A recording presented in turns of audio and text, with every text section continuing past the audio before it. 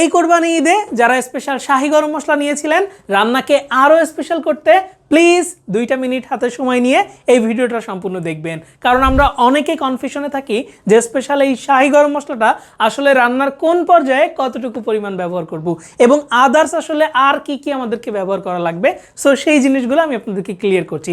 মাংস রান্নার ক্ষেত্রে শাহী গরম মশলার সাথে আপনার প্রয়োজন হবে জাস্ট হলুদ, মরিচ এবং আদা, রসুন, পেঁয়াজ। এই ব্যতীত এই মশলাটা ছাড়া আর আপনাকে অন্য কোনো মশলা ব্যবহার করতে হবে না। সো কখন কোন পর্যায়ে মশলাটা দিবেন, যখন আপনি মাংসের সাথে পরিমাণ মতো হলুদ, মরিচ, আদা, রসুনের পেস্ট দিয়ে সুন্দরভাবে মাংসটাকে কষাচ্ছেন এবং তার মধ্যবর্তী পর্যায়ে আপনি কি করবেন, এই শাহী গরম মশলাটা এই যে বড় যে টেবিল চামচ আছে আমি দেখাচ্ছি, এইটা হচ্ছে চা চামচ আমাদের বাড়িতে থাকে, এইটাও টেবিল চামচ আমাদের বাড়িতে থাকে।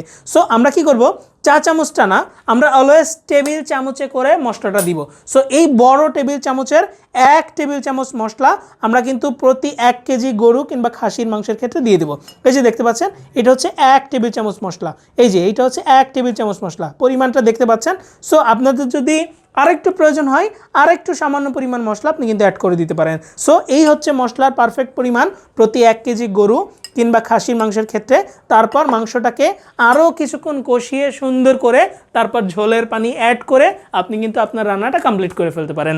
প্রয়োজনে রান্নার শেষ পর্যায়ে আপনি 1 চিমটি স্পেশাল শাহী গরম মশলা উপর দিয়ে ছিটিয়ে আপনি কিন্তু রান্নাটা কমপ্লিট করে ফেলতে পারেন। এছাড়া আপনি যদি কালা ভুনা রান্না করতে চান, মুরগির রোস্ট রান্না করতে চান, ইভেন বিরিয়ানি অথবা তেহারি রান্না করতে চান, তাহলে কিন্তু বক্সের ভিতরে একটা ইউজার ম্যানুয়াল দেওয়া আছে। কোন পর্যায়ে কখন স্পেশাল শাহী গরম মশলা আপনি কতটুকু ব্যবহার করবেন সেটা সুন্দর করে কিন্তু লেখা আছে। সো দেরি না করে এবারের ঈদে স্পেশাল মাংস রিলেটেড যে কোনো রান্না করতে সাথে রাখুন আমাদের স্পেশাল এই শাহী গরম মশলা এবং ঝটপট ঈদ স্পেশাল সকল রান্না আপনার প্রিয়জন অথবা মেহমানদের সাথে উপভোগ করুন। ঈদ মুবারক।